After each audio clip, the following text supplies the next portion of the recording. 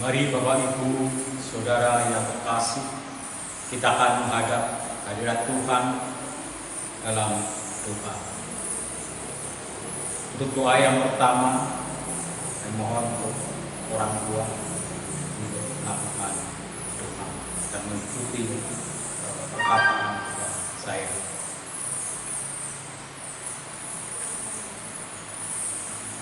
Ya Yesus Tuhan kami, kedatangan-Mu sungguh kami rindukan. Engkaulah tamu agung dalam rumah kami. Karenanya, kami tidak hanya membersihkan rumah kami secara fisik, tetapi kami juga berupaya senantiasa membersihkan rumah jiwa kami, supaya kami layak menyambut kedatangan-Mu. Kiranya Engkau berkenan hadir dalam rumah raga dan jiwa kami. Amin. Untuk doa berikutnya dilakukan oleh anak-anak. Ya Tuhan, kami pun bersuka cita Engkau menghampiri rumah kami. Rumah kami memang hanyalah rumah sederhana. Kami sangat bahagia tinggal di dalamnya, karena kami berusaha membangun dan memeliharanya dengan cinta yang telah Engkau ajarkan kepada kami. Kiranya Engkau bersedia tinggal bersama kami di rumah sederhana ini. Amin.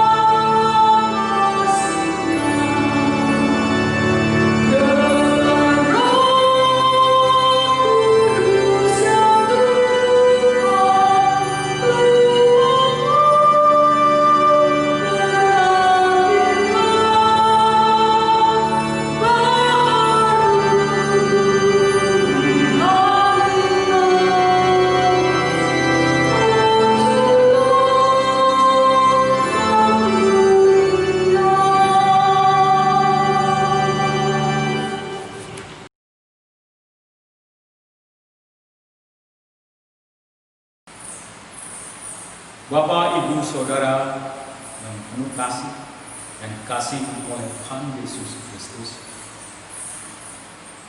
untuk persekutuan doa yang pertama ini, kita akan bersama-sama belajar dari firman Tuhan yang terambil dari 2 Petrus pasalnya yang ketiga, ayat 8 sampai dengan 15. 2 Petrus pasal 3 ayat 8 sampai dengan ke 15. Demikianlah firman Tuhan.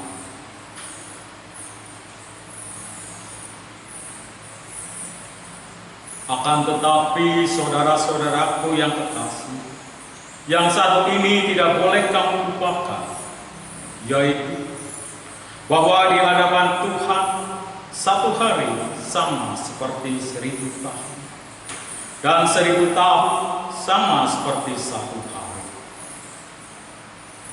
Tuhan tidak lalai menepati janjinya, sekalipun ada orang yang menganggapnya sebagai kelalaian. Tetapi Ia sabar terhadap kamu, karena Ia menghendaki supaya jangan ada yang binasa, melainkan supaya semua orang berbalik dan bertobat. Tetapi hari Tuhan akan tiba seperti pencuri. Pada hari itu, langit akan lenyap dengan gemuruh yang dahsyat, dan unsur-unsur dunia akan hangus dalam nyala api, dan bumi dan segala yang ada di atasnya akan hilang lenyap. Jadi, jika segala sesuatu ini akan hancur secara demikian, betapa suci dan salehnya kamu harus hidup, yaitu kamu yang menantikan dan mempercepat kedatangan hari Allah. Pada hari itu, langit akan binasa dalam api, dan unsur-unsur dunia akan hancur karena nyalanya.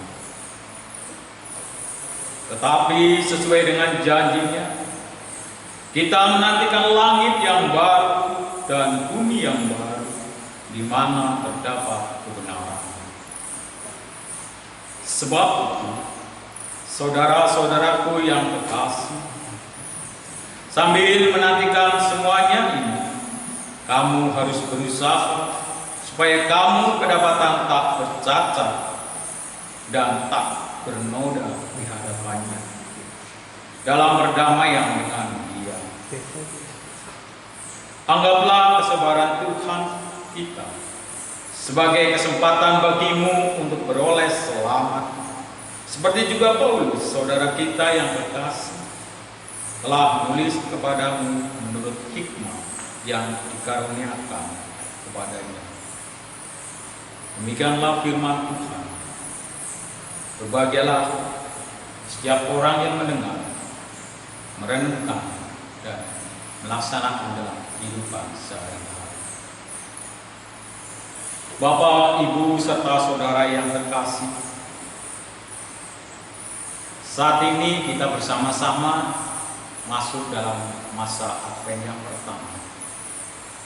Dan saya yakin Bapak, Ibu, saudara tahu makna dari Advent tersebut.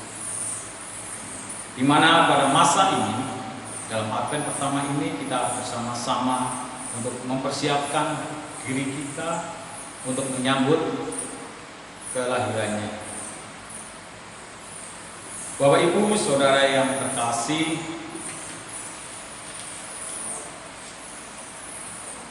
Bapak, Ibu tentunya tahu, dan saya yakin tahu, siapakah diri dari Yesus tersebut. Siapakah Yesus bagi Bapak, Ibu, ataupun saudara, dan juga saya.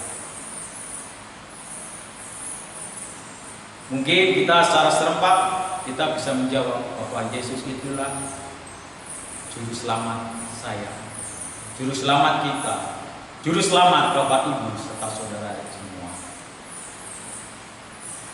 Jawaban yang sama pun juga dikemukakan oleh seorang perempuan Samaria, seperti yang tertulis dalam Injil Yohanes pasalnya yang keempat,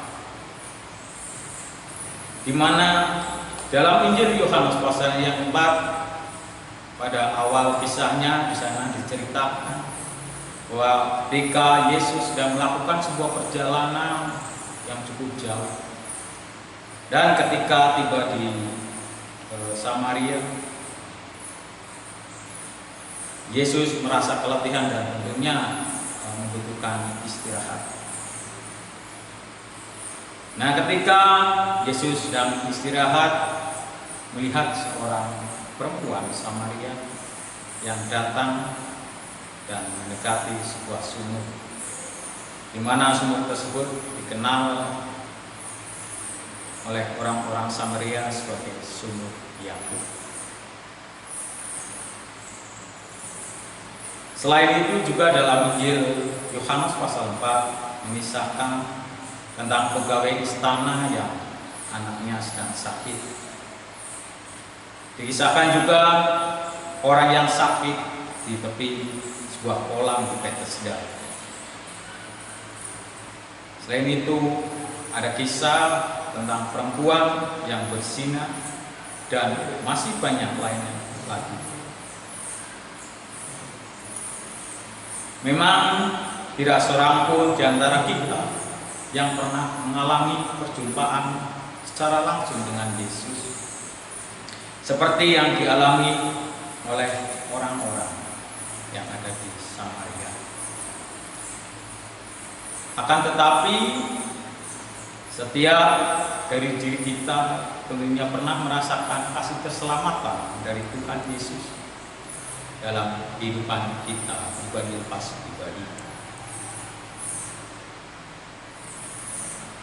Akan tetapi, pernahkah dalam diri kita merasakan kasih keselamatan dari Yesus dalam hidup kita?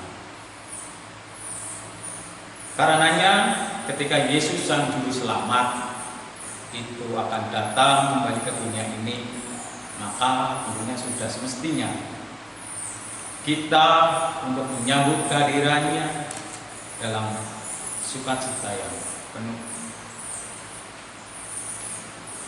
Sambutan sukacita yang ingin kita berikan kepada Tuhan bukan sekedar sambutan yang meriah, yang menarik seperti halnya yang ada di mal-mal atau sebuah pusat perbelanjaan,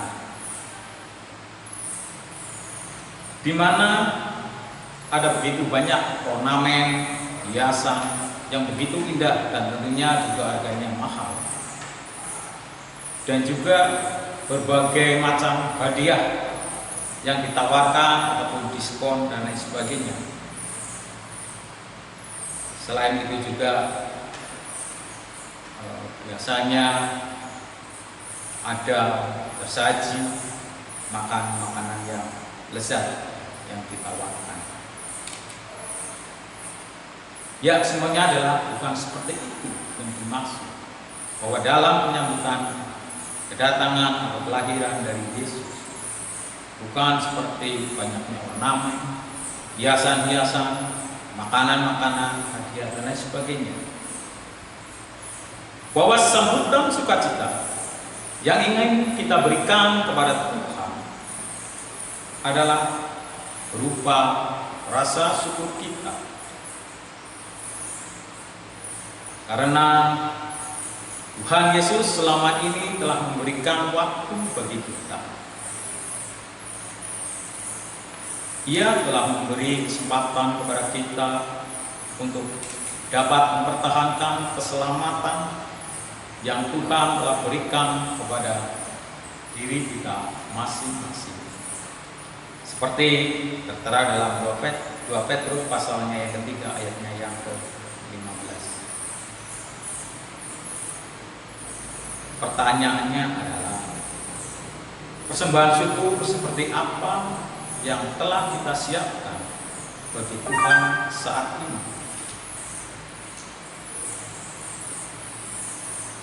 Petrus mengingatkan kita bahwa bukan benda berharga yang Tuhan inginkan dari kita sebagai wujud persembahan syukur kita. Akan tetapi Tuhan menginginkan persembahan syukur dari sikap hidup yang benar dari dalam diri kita. sebuah sikap hidup benar di hadapan Tuhan yang senantiasa mesti kita usahakan sepanjang kehidupan kita. Mulai dari berbalik dari sikap hidup kita yang lama ke dalam sikap hidup kita yang baru.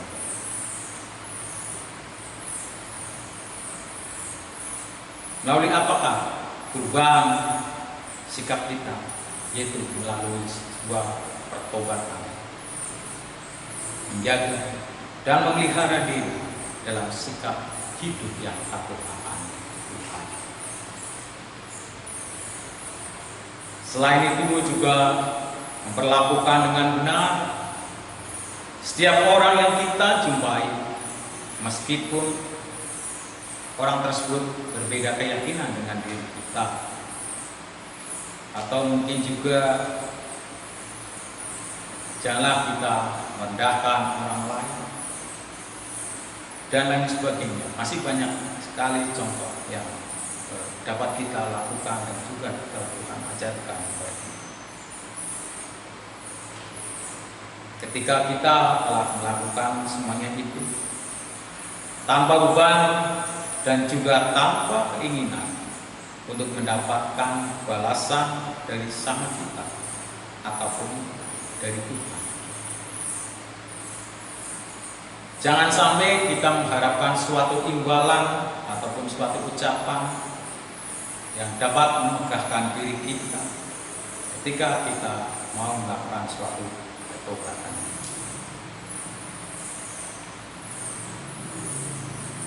Maka dengan kita melakukan suatu pertobatan, melakukan suatu perbuatan yang memang ikhlas dari diri kita kepada sama kita, maka sukacita kita akan semakin tinggi. Ia akan menolong diri kita sedemikian rupa dalam menanggung Tuhan. Tuhan mencintai ketulusan, kesungguhan dan juga kebenaran. Karenanya, mari kita mempersiapkan diri kita sedemikian rupa supaya kita dapat menyambut Tuhan dengan sukacita. Tuhan memberkati.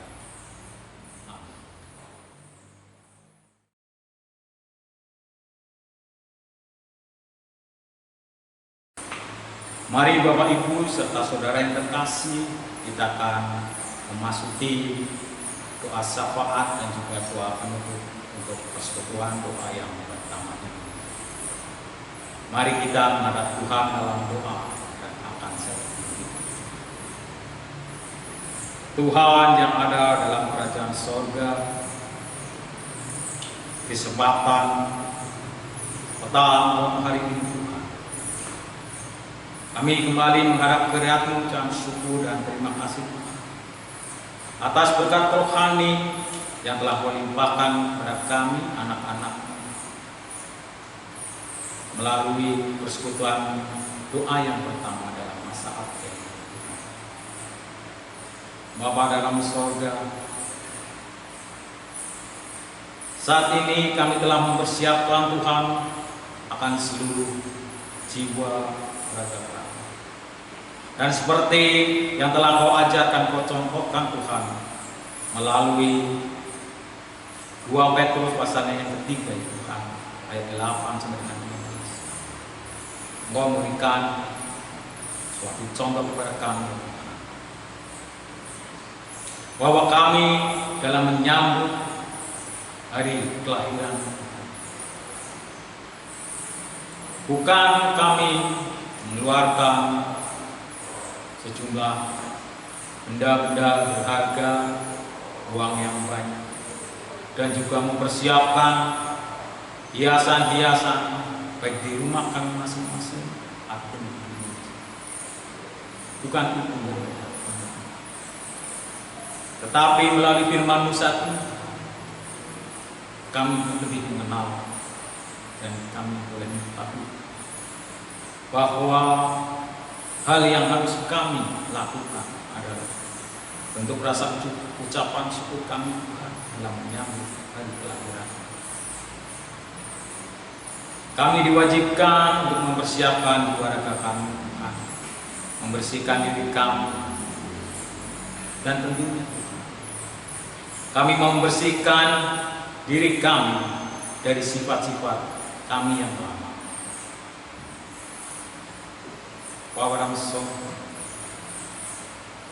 Mulai saat ini Tuhan, kami akan mempersiapkan hati kami dengan mulai menghilangkan rasa congkak terhadap sesama kami, rasa merendahkan terhadap orang sekeliling kami, tidak membedakan orang-orang yang bertemu dengan kami. Bapa dalam surga, kiranya Engkau menuntun kami Tuhan, supaya kami dapat melakukan semuanya dalam menyambut hari kelahiran. Bapa dalam surga, kami juga teringat akan saudara-saudara kami Tuhan, yang tentunya ketika masuki masa Advent ini mulai disibukkan dengan berbagai macam kegiatan, baik di rumah masing-masing, di gereja itu, dan juga tentunya di gereja itu. Bapa dalam surga, kiranya Engkau pun memberikan suatu nasihat kepada saudara-saudara kami, bahwa dalam menyambut hari kelahiran ini Tuhan, Engkau tidak membutuhkan suatu hiasan yang indah, makan makanan yang lezat dan punya makan ataupun kami, tetapi hanya sebuah pertobatan dari kami, saudara-saudara kami, dalam menyambut hari ini. Peliharalah kehidupan kami ya Tuhan, dan ketika kami melakukan sebuah kesalahan, baik disengaja ataupun tidak Tuhan, kiranya Engkau memberikan suatu nasihat kepada kami melalui apapun. Dan ketika kami mengikuti kegiatan persekutuan Tuhan, ada tutur kata kami, ada pikiran kami yang tidak berkenan di hadapan Tuhan, kami serahkan seluruh jiwa, raga kami, kehidupan kami hanya dalam tangan kuasa. Terima kasih ya Tuhan, hanya dalam nama dalam yang Tuhan kami Yesus Kristus kami serahkan Tuhan. Amin.